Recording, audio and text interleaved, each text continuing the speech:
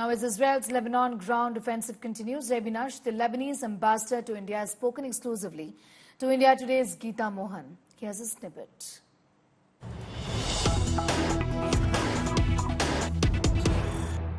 You're here after just visiting Beirut. What's the situation on the ground? How difficult have things become for people in Lebanon?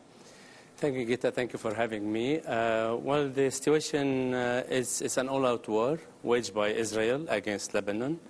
The situation is bad. We have so far more than 1 million displaced from the mainly southern part of Lebanon and Bekaa Valley, and from Beirut also.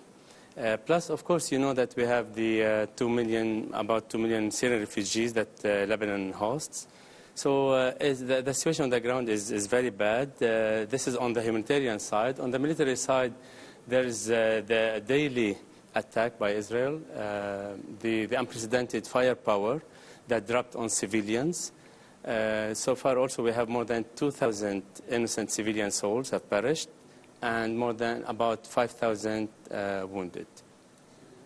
The Hezbollah has come under severe attack. Hassan Nasrallah is no more, but there was some conversation about a ceasefire agreement between Israel and the Hezbollah, which of course the Lebanese government was mediating. Lebanon is never interested in war, and Lebanon has always been calling for a ceasefire, for peaceful solution for all the crises in the Middle East. The one party who is against every political settlement is the terrorist state of Israel. Israel has always refused the political solution and has always resorted to military measurements. What happened recently, if we want to talk directly on the current situation, is that, yes, Lebanon has been working with international powers for a ceasefire on the Lebanese front and to kind of separate it from Gaza front. And there has been with the good offices of France and the USA even and some other European powers, there has been a kind of draft agreement for a ceasefire, ceasing of hostilities. But there was a kind of plot because even our minister mentioned it that late Sayyid Hassan Nasrallah himself agreed to a ceasefire. But then the assassination happened and the kind of breach of trust. Then the whole situation went to square zero.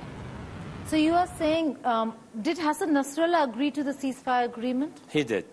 Yes, he did. And there were some international envoys who were sponsoring this ceasefire. And it was, of course, it was conveyed to the international community through our foreign minister, who informed the international envoys that, yes, we are ready. Lebanon as a whole is ready for a ceasefire. So you're saying that Israel had the option and the route to a negotiation and ceasefire with the Hezbollah that could lead to peace rather than the attack that was carried out immediately after. When was the ceasefire agreed upon? Was it just days before the attack on the Hezbollah? It was obvious later that it was just a whole plot to assassinate Hassan Nasrallah. It was a plot that Israel would announce their first or the preliminary accept of ceasefire, and Netanyahu was in the at New York at the UN General Assembly delivering speeches, his speech, and then this assassination happened. All of a kind of plot, military plot to assassinate Hezbollah leader.